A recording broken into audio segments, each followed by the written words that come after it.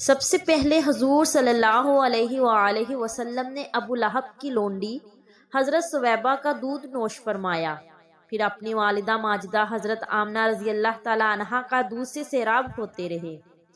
پھر حضرت حلیمہ سعدیہ آپ کو اپنے ساتھ لے گئیں اور اپنے قبیلہ میں رکھ کر آپ کو دودھ پلاتی رہیں، اور انہی کے پاس آپ کے دودھ پینے کا زمانہ گزرا۔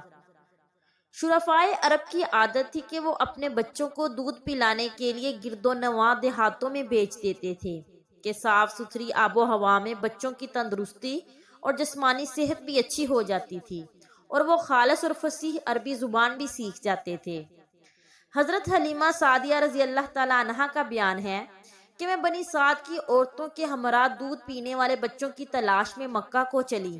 اس سال عرب میں بہت سخت کال پڑا ہوا تھا۔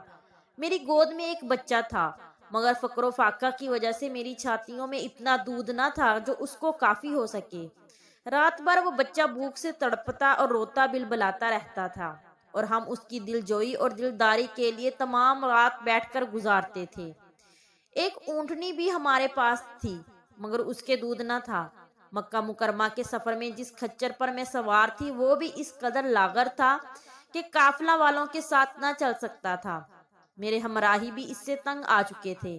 بڑی بڑی مشکلوں سے یہ سفر طے ہوا۔ جب یہ قافلہ مکہ مکرمہ پہنچا تو جو عورت رسول اللہ صلی اللہ علیہ وآلہ وسلم کو دیکھتی اور یہ سنتی کہ یہ یتیم ہے تو کوئی عورت آپ کو لینے کے لیے تیار نہ ہوتی تھی، کیونکہ بچے کے یتیم ہونے کے سبب سے زیادہ انعام و اکرام ملنے کی امید نہیں تھی۔ ادھر حضرت حلیمہ سعدیہ رضی اللہ تعالی عنہا کی قسمت کا ستارہ ثریا سے زیادہ بلند اور چاند سے زیادہ روشن تھا۔ ان کے دودھ کی کمی ان کے لیے رحمت کی زیادتی کا باعث بن گئی، کیونکہ دودھ کم دیکھ کر کسی نے ان کو اپنا بچہ دینا گوارا نہ کیا۔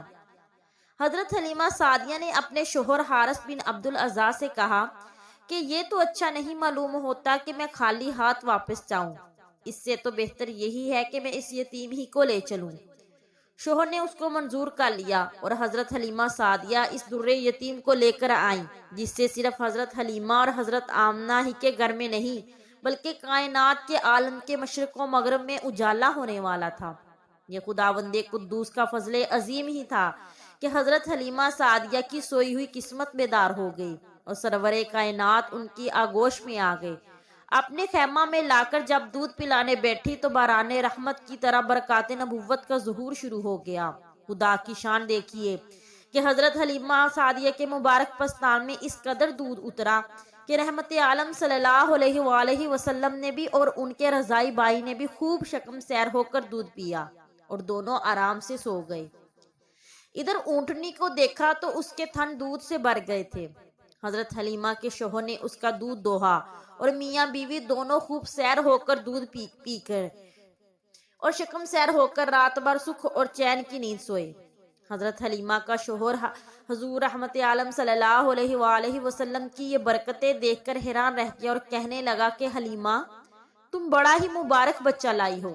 حضرت حلیمہ نے کہا واقعی مجھے بھی یہی امید ہے کہ یہ نہایت ہی بابرکت بچہ ہے، اور خدا کی رحمت بن کر ہم کو ملا ہے، اور مجھے یہی توقع ہے کہ اب ہمارا گھر خیر و برکت سے بھر جائے گا۔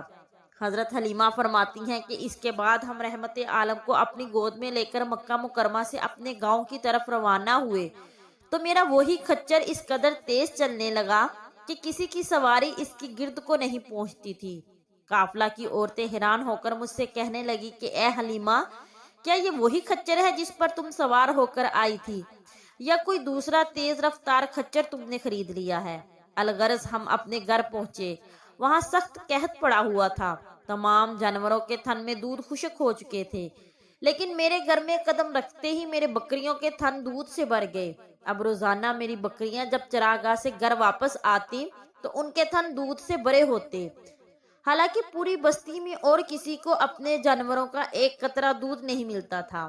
میرے قبیلہ والوں نے اپنے چرواہوں سے کہا کہ تم لوگ بھی اپنے جانوروں کو اسی جگہ چراؤ جہاں حلیمہ کے جانور چرتے ہیں۔ چنانچہ سب لوگ اسی چراگاہ میں اپنے مویشی چرانے لگے جہاں میری بکریاں چرتی تھی، مگر یہاں تو چراگاہ اور جنگل کا کوئی امر دخل ہی نہیں تھا۔ یہ تو رحمت عالم کی برکات نبوت کا فیض تھا جس کو میں اور میرے شوہر کے سوا میری قوم کا کوئی شخص نہیں سمجھ سکتا تھا۔ الغرض اسی طرح ہر دم ہر قدم پر ہم برابر آپ کی برکتوں کا مشاہدہ کرتے رہے، یہاں تک کہ 2 سال پورے ہو گئے اور میں نے آپ کا دودھ چھڑا دیا۔ آپ کی تندرستی اور نشوونما کا حال دوسرے بچوں سے اتنا اچھا تھا کہ 2 سال میں آپ خوب اچھے بڑے معلوم ہونے لگے۔ اب ہم دستور کے مطابق رحمت عالم صلی اللہ علیہ وآلہ وسلم کو ان کی والدہ کے پاس لائے اور انہوں نے حسب توفیق ہم کو انعام و اکرام سے نوازا۔ گو کے قاعدہ کے مطابق اب ہم رحمت عالم اپنے پاس رکھنے کا کوئی حق نہیں تھا، مگر آپ کی برکات نبوت کی وجہ سے ایک لمحہ کے لیے بھی ہم آپ کی جدائی گوارا نہیں کر سکتے تھے۔ عجیب اتفاق کہ اس سال مکہ معظمہ میں وبائی بیماری پھیلی ہوئی تھی، چنانچہ ہم نے اس وبائی بیماری کا بہانہ کر کے حضرت بی بی آمنہ کو رضامند کر لیا اور پھر رحمت عالم کو واپس اپنے گھر لائے، اور پھر ہمارا مکان رحمتوں اور برکتوں کی کان بن گیا اور آپ ہمارے پاس خوش و خرم ہو کر رہنے لگے۔ گھر سے باہر نکلتے دوسرے لڑکوں کو کھیلتے ہوئے دیکھتے، مگر خود ہمیشہ ہر قسم کے کھیل کود سے علیحدہ رہتے۔ ایک روز مجھ سے کہنے لگے، اماں جان، میرے دوسرے بہن بھائی دن بھر نظر نہیں آتے، یہ لوگ ہمیشہ صبح کو اٹھ کر روزانہ کہاں چلے جاتے ہیں؟ میں نے کہا، یہ لوگ بکریاں چرانے چلے جاتے ہیں۔ یہ سن کر آپ نے فرمایا، اے اماں جان، آپ مجھے بھی میرے بھائی بہنوں کے ساتھ بھیجا کیجیے۔ چنانچہ آپ کے اصرار سے مجبور ہو کر آپ کو حضرت حلیمہ نے اپنے بچوں کے ساتھ چراگاہ جانے کی اجازت دے دی، اور آپ روزانہ جہاں حضرت حلیمہ کی بکریاں چرتی تھی تشریف لے جاتے اور بکریاں چراگاہوں میں لے جا کر ان کی دیکھ بھال کرنا، جو تمام انبیاء اور رسولوں کی سنت ہے۔ آپ نے اپنے عمل سے بچپن میں ہی اپنی ایک خصلت نبوت کا اظہار فرما دیا۔